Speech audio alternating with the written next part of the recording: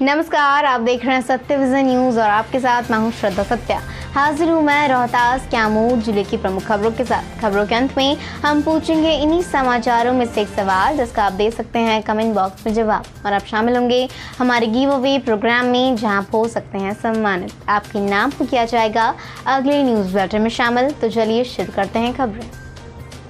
Dairy chambers of commerce के नेतृत्व में व्यवसायियों की बैठक बुधवार को हुई थी, जिसमें कोरोना संक्रमण के बढ़ते खतरे को देखते हुए व्यवसायियों ने एक बड़ा कदम उठाया था। इसमें व्यवसायियों ने गुरुवार से डेयरी की सभी दुकानों को बंद करने का निर्णय लिया, लेकिन गुरुवार की सुबह से तेज बारिश से उनकी उम्मीदों पर पानी फिर गया। एक दिन और खतरे का बाजार खुला रहा।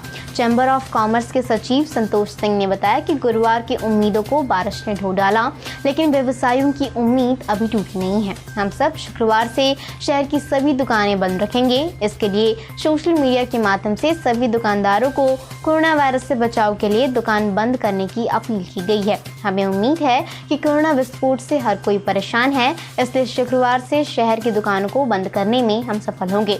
जो दुकानें खुले रहेंगी वहां चैम्बर ऑफ कॉमर्स के सदस्य जाकर दुकानदारों को समझाएंगे। प्रशासन का लॉकडाउन न सही दुकानदारों के बंद का असर एक दिन का मिसाल बन जाएगा। स्वर्णकार समाज के सैकड़ों दुकान पहले से ही बंद हो चुके हैं, इसलिए हमें पूर्ण विश्वास है कि सभी लोग समझेंगे और अपनी दुकानों को बंद करेंगे। रोहतास जिले में वैश्विक महामारी कोरोना वायरस से संक्रमित मरीजों की संख्या लगातार बढ़ रही है।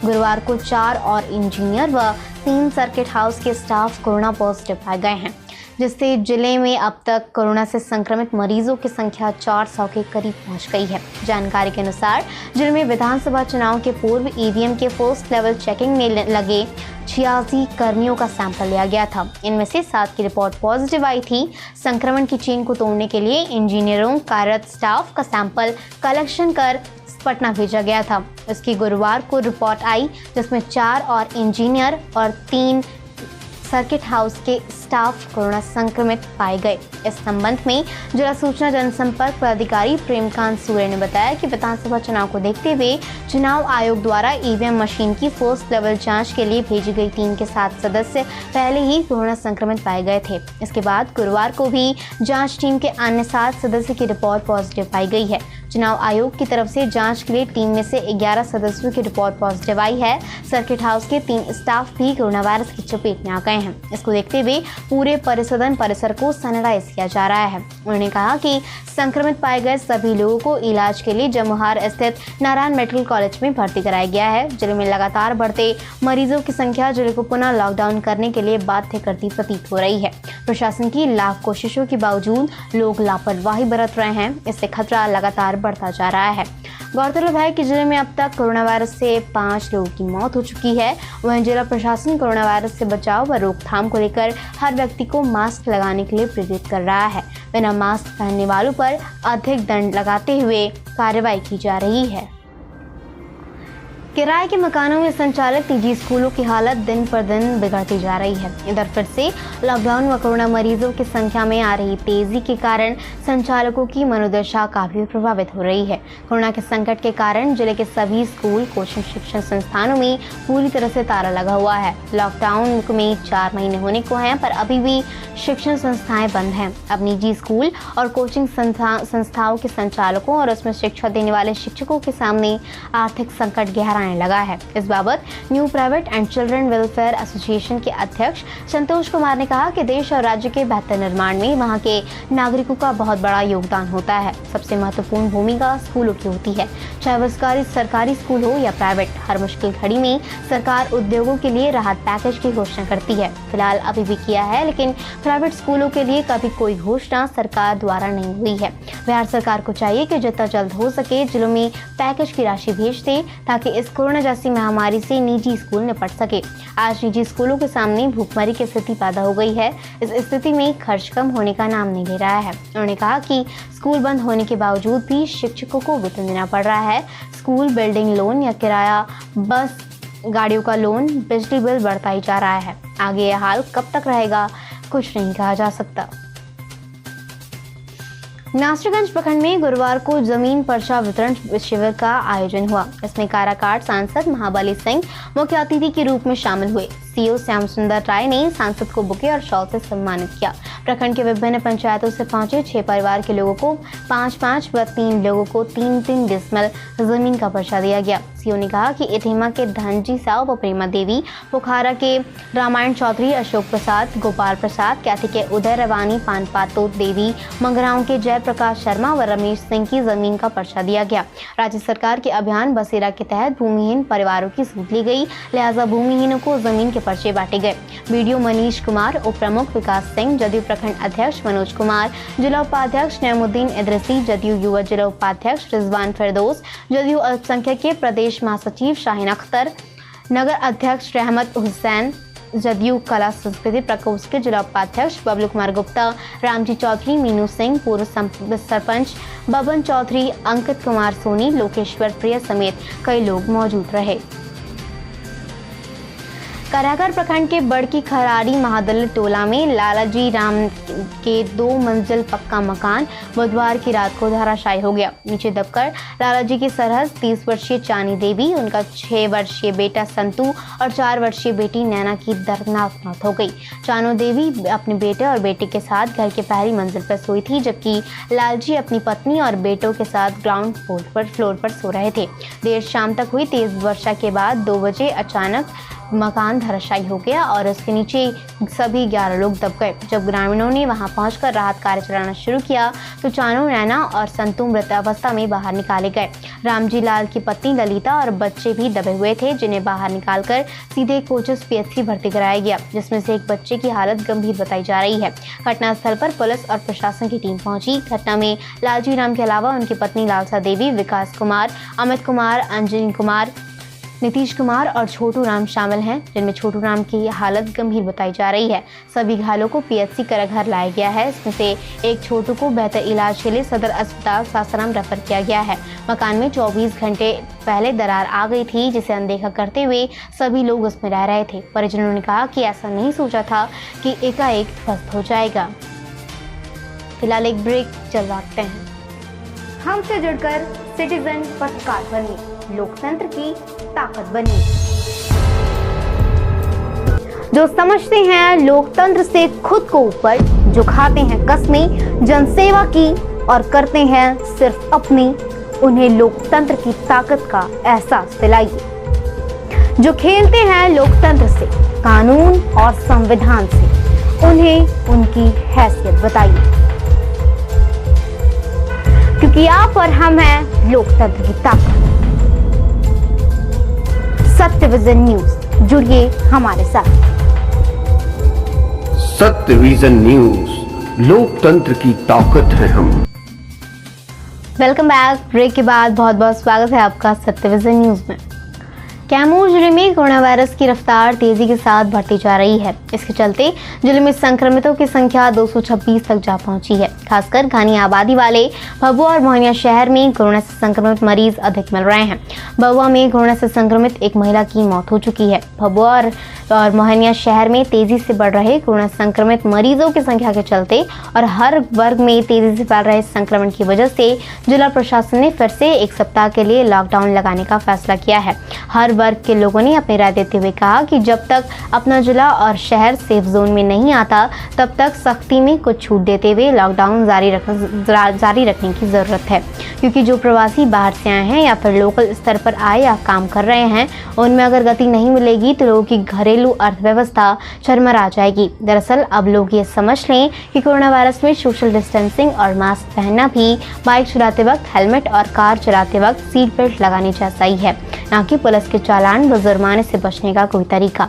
हम लोग इस तरह की सोच विकसित करें तो फिर सारी मुश्किलों के साथ कोरोना भी खत्म हो जाएगा। पिछले 3 दिनों से रुक रुक कर हो रही बारिश के बाद गौरा नदी के उफान से रामगढ़ नुआव प्रखंड के 3 गांव दुमदुमा, चंदेश, एवती में धान के बिचड़े जलमग्न हो गए।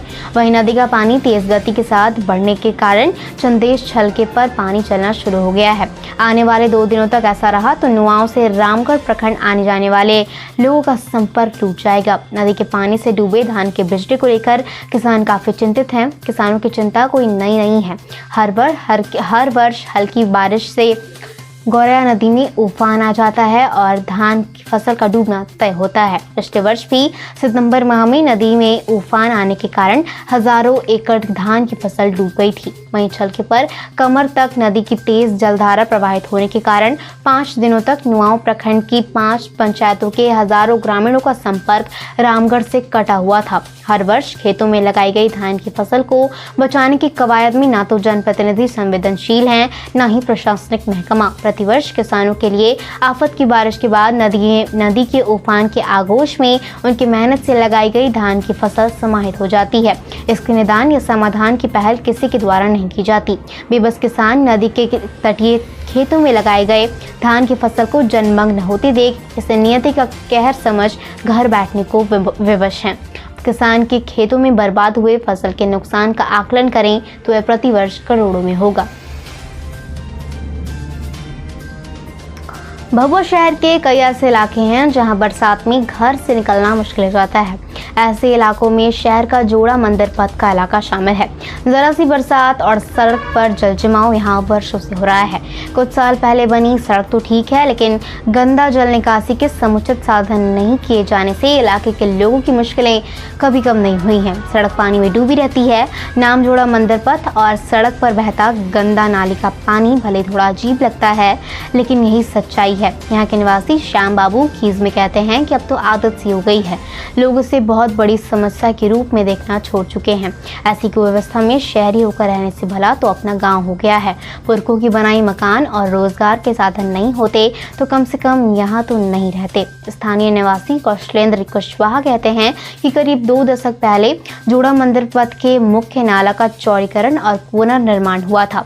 नाला पर अतिक्रमण एक समस्या में शामिल है, लेकिन सबसे बड़ी समस्या है कि इस नाला के मुख्य निकास को 4 लेन संपर्क पथ और कैनाल रोड में नहीं बनाया जाना। इसके निर्माण की वर्षों से मांग हो रही है और ये विडंबना है कि नाला जहां से शुरू होता है वहां से नहर करीब 16 फीट नीचे है जहां पानी गिरना है। बहुत पहले मोहल्ले वासियों ने ही सर्वे करवाया था। नगर परिषद कुछ महीने पहले नहर किनारे मुख्य नाला निर्माण कार्य शुरू जरूर करवाया, लेकिन वह इतनी ऊंचाई पर बन रहा था कि पानी निकलता ही नहीं। इसलिए लोगों ने और गहराई में खुदाई करने को कहा तो नगर परिषद ने काम बंद कर दिया, जो काम अभी तक बंद है।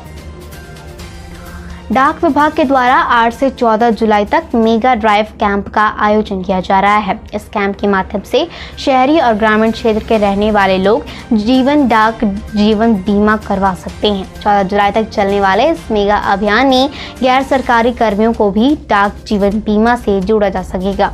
इसके कम प्रीमियम में अधिक रिटर्न बीमा उपभोक्ताओं को मिलेगा। ज्ञात हो कि डाक विभाग ने पहली बार आम लोगों के लिए जीवन बीमा की व्यवस्था शुरू की है। इसके पहले सिर्फ सरकारी कर्मियों को ही इसका लाभ मिलता था। रोहतास डाक प्रमंडल के डाक अधीक्षक VS पाठक ने बताया कि डाक विभाग आम लोगों के लिए जीवन बीमा का 5 प्लान लेकर आई है। इनमें से कई ऐसे आकर्षक प्लान हैं जिसका लाभ लोग ले सकते हैं। उन्होंने कहा कि सुबह 10 बजे से लेकर 5 बजे तक जिले के किसी भी डाकघर में कोई भी व्यक्ति जाकर डाक विभाग का जीवन बीमा करवा सकता है। शहरी और ग्रामीण क्षेत्र दोनों के निवासियों के लिए यह योजना लाई गई है। डाक जीवन बीमा खुलवाने के लिए डाक विभाग के मान्यता प्राप्त एजेंट अथवा स्वयं विभाग में जाकर भी खुलवा सकते हैं। डाक बीमा के लिए आधार कार्ड, पैन कार्ड और जन्म तिथि का प्रमाण पत्र साथ में लाना होगा। डाक अधीक्षक ने बताया कि इस बीमा की खासियत है कि इसमें कम प्रीमियम पर अधिक बोनस मिलेगा। इसे हर परिवार के सभी सदस्य को खरीदना चाहिए। कभी कभी दुर्घटना में व्यक्ति की मौत समय से पूर्व हो जाती है, तो ऐसी स्थिति में नामित व्यक्ति को बीमित राशि व पॉलिसी में जमा किए गए प्रीमियम अवधि का बोनस का भुगतान मृत्यु प्रमाण पत्र के आधार पर किया जाता है। 7 जुलाई को ग्राम दादर जिला औरंगाबाद में सभा को संबोधित करते हुए सुधीर कुमार चंद्रवंशी सभा प्रखंड अध्यक्ष ने शिक्षा पर जोर देते हुए कहा कि शिक्षा ही वह पूंजी है जो मानव के कदम कदम पर आजीवन साथ देती है। उन्होंने और भी कहा कि शिक्षा जीवन की पहली कड़ी है, लेकिन बहुत अफसोस के साथ कहना पड़ रहा है कि शिक्षा जीवन का पहला आधार होते हुए भी सरकार और समाज इस पर गंभीरता नहीं दिखाता है और यही कारण है कि शिक्षा गरीबों से दूर होती जा रही है। आज प्रदेश में सरकारी स्कूल, कॉलेज और योग शिक्षक का घोर अभाव है। जिसके पास पैसा है वो तो अपने बच्चों को प्राइवेट स्कूलों, कॉलेजों या फिर दूसरे प्रदेशों में अपने बच्चों को दाखिला दिलाकर शिक्षा प्राप्त करवाते हैं, लेकिन गरीबों को यह सुविधा कहाँ उपलब्ध है। इसलिए सरकार इस पर गंभीरता से ध्यान दे ताकि गरीब बच्चे इससे वंचित न रह जाएं। सभा को संबोधित करते हुए वशिष्ठ अतिथि गोह के पूर्व विधायक रणविजय शर्मा ने शिक्षा पर प्रकाश डालते हुए कहा कि शिक्षा वह धन है जिसे बांटने या खर्च करने से वह लगातार बढ़ता है। साथ ही ग्राम रक्षा दल के सदस्यों को प्रमाण पत्र भी वितरित किया गया। सभा में मनोज शर्मा, अजय पासवान आदि नेता शामिल रहे। अखिल भारतीय विद्यार्थी परिषद सासाराम नगर इकाई के प्रदेश कार्यकारिणी सदस्य आकाश पांडे की अध्यक्षता में वृक्षारोपण कर विद्यार्थी परिषद के 72वां स्थापना दिवस पर 72 पौधा लगाया और सह राष्ट्रीय छात्र दिवस मनाया गया। इस कार्यक्रम को संबोधित करते हुए आकाश पांडे ने कहा कि आज ही के दिन छात्र संगठन अखिल भारतीय विद्यार्थी परिषद की स्थापना हुई थी। एबीवीपी अपने बारे में बताते हुए लिखता है कि आज़ादी के बाद एक मजबूत राष्ट्र के निर्माण और अपनी संस्कृति को बचाए और बनाए रखने के लिए पूरे देश ने एक विकसित और मॉडर्न देश का सपना देखा। इसमें विश्वविद्यालयों में पढ़ने वाले युवाओं की समुचित भागीदारी के लिए 9 जुलाई 1949 को अखिल भारतीय विद्यार्थी परिषद की स्थापना की गई। तभी उपस्थित जिला संयोजक अंकित पांडे ने कहा कि जब राष्ट्र पर संकट आया है, विद्यार्थी परिषद हमेशा अपने आप को समर्पित किया है। चाहे आपातकाल का काला दिन हो, तेलंगाना राज्य के नवनिर्माण के लिए संघर्ष करना हो या विद्यार्थियों के हक में आंदोलन हो, विद्यार्थी परिषद हमेशा राष्ट्र हित में रहा और आगे भी रहेगा। मौके पर उपस्थित अंकित पांडे, आकाश पांडे, सूरज सिंह, अनिकेत कुमार, विशाल कुमार उपस्थित हुए। टैक्स डिफॉल्टर वाहन मालिकों को सर्व क्षमा योजना के तहत कई लाभ मिलेंगे। बकाया टैक्स और अर्थदंड जमा करने पर नीलाम पत्र भी वापस लिया जाएगा। परिवहन विभाग से सर्व क्षमा योजना के तहत सरकार ने लॉकडाउन की वजह से वाहन मालिकों को कई प्रकार की राहत प्रदान की है। सर्व क्षमा योजना के तहत टैक्स डिफॉल्टर वाहन मालिकों को भी काफ़ी लाभ मिलेगा। वाहन मालिकों के लिए सर्व क्षमा योजना की अवधि अब 30 सितंबर तक के लिए बढ़ा दी गई है। दरअसल जिले के सैकड़ों किसान टैक्स के बोझ के तले दबे हुए थे। अब उनकी परेशानी खत्म करने के लिए परिवहन विभाग ने अच्छी पहल की है। जिन किसानों का ट्रैक्टर ट्रेलर का वर्षों का टैक्स बकाया है, वे सर्व क्षमा योजना के तहत मात्र 25,000 रुपये जमा कर अपने बकाये से मुक्ति पा सकते हैं। इसके लिए वाहन पर जो भी अर्थदंड होगा वह सर्व क्षमा योजना के तहत माफ कर दिया जाएगा। इसमें टैक्स डिफॉल्टर, मालवाहक, व्यावसायिक वाहन एवं ट्रैक्टर ट्रेलर मालिकों को बड़ी राहत मिलेगी। ऐसे वाहन मालिक की योजना की अवधि के दौरान और निबंधित वाहनों को निबंधित भी करा सकते हैं। जिला परिवहन पदाधिकारी रामबाबू ने बताया कि वैधता समाप्ति की वजह से टैक्स के दायरे से बाहर किए गए वाहन दोबारा टैक्स के दायरे में ला सकते हैं। योजना में टैक्स डिफॉल्टर, निबंधित बैटरी चालक वाहन और फिटनेस वैधता समाप्त वाले वाहनों को भी जोड़ा गया है। पूर्व में इस योजना में अनिबंधित वाहन शामिल नहीं थे। ऐसे वाहन टैक्स डिफॉल्टर की श्रेणी में आते थे। इसमें अधिकांश बैटरी चालित वाहन हैं। सर्व क्षमा योजना अब ऐसे वाहनों का निबंधन कराते हुए निर्धारित फीस और अर्थदंड का भुगतान कर अपने वाहन का विनियम करा सकते हैं। फिलहाल इसके समाचार बुलेटिन में साथ इतना ही। आपको दिन मंगलमय हो। अपना और अपने परिवार का ख्याल रखिए। घर में सुरक्षित रहिए। कोरोना महामारी से बचकर रहिए। 3 से 6 फीट की दूरी बनाकर रहिए। हम फिर मिलेंगे आपसे अपने अगले बुलेटिन में। हमारा प्रयास आपको कैसा लगा? अगर हमारी कोशिश आपको पसंद आए तो हमारी वीडियो को लाइक करें, अपने दोस्तों के साथ शेयर करें। अगर आप हमारे चैनल पर नए हैं तो चैनल को सब्सक्राइब करें। और आज के समाचार में सबसे अच्छी खबर आपको कौन सी लगी, हमें कमेंट बॉक्स में ज़रूर बताएं। और अब आज का सवाल जानने से पहले पिछले न्यूज़ बुलेटिन में पूछे गए सवाल, कैमूर में कोरोना संक्रमित मरीजों की संख्या कितनी है, जिसका सही जवाब है 185 और सही जवाब दिया है रामनाथ, जय महाकाल, राहुल कुमार सिंह, तबशीर अहमद और M.K. राज ने। आज भी इस न्यूज़ बुलेटिन में आज सिखाए गए न्यूज़ जुड़ा हुआ एक सवाल है जिसका आप देख सकते हैं कमेंट बॉक्स में जवाब, और आप शामिल होंगे हमारे गिव अवे प्रोग्राम में जहां आप हो सकते हैं सम्मानित। आपके नाम को किया जाएगा अगले न्यूज़ बुलेटिन में शामिल। तो आज का सवाल है, रोहतास में कुल पॉजिटिव मरीजों की संख्या कितनी है? ऑप्शन नंबर ए 400 के करीब, ऑप्शन नंबर बी 300 के करीब। अपना जवाब हमें कमेंट बॉक्स में बताएं। नमस्कार, आदाब, सत श्री अकाल।